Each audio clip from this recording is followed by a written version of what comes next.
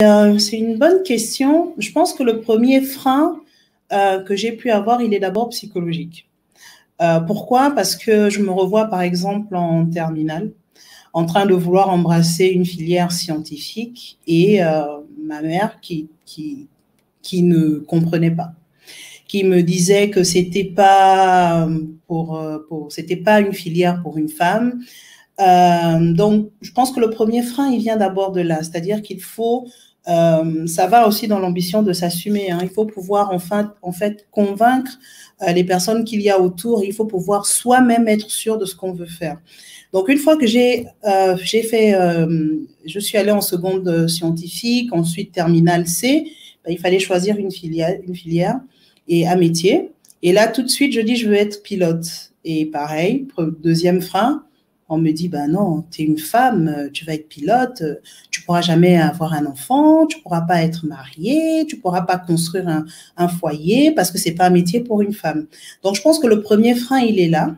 Et je pense qu'il faut absolument que nous puissions exhorter les jeunes générations, sensibiliser pour se dire qu'effectivement, on peut être tout ce que l'on souhaite. Donc, tout ce que l'on rêve, on peut le faire. Maintenant, il faut se donner les moyens pour le faire. Donc, par rapport au frein, je pense que c'est un des exemples probants. Après, il y a le frein qui va aussi avec la compétence. Je suis arrivée, par exemple, en école d'ingénieur. On était deux filles à l'époque, sur une promo de 25. Donc, il faut développer une grande force de caractère, parce qu'il faut savoir s'imposer. On le sait, les garçons en nombre, en grand nombre, ne sont pas souvent aussi sympathiques. Donc, il faut savoir s'imposer pour se faire comprendre. Ouais. Et s'imposer sur ce côté, c'est d'abord par la compétence. Donc, ça, c'est des exemples probants, en fait, que je peux citer.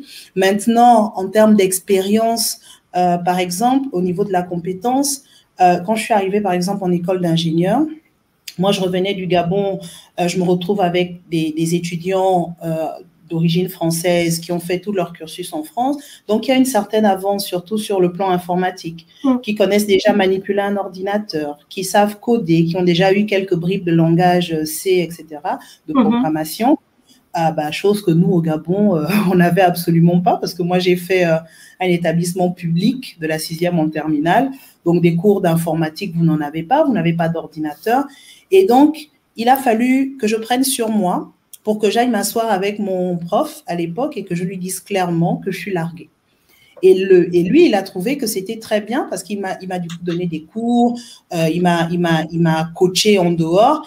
Et j'avais d'autres étudiants africains qui, eux, n'osaient pas assumer le fait qu'ils ne connaissaient pas, qui, au final, ont rejoint mon groupe d'études.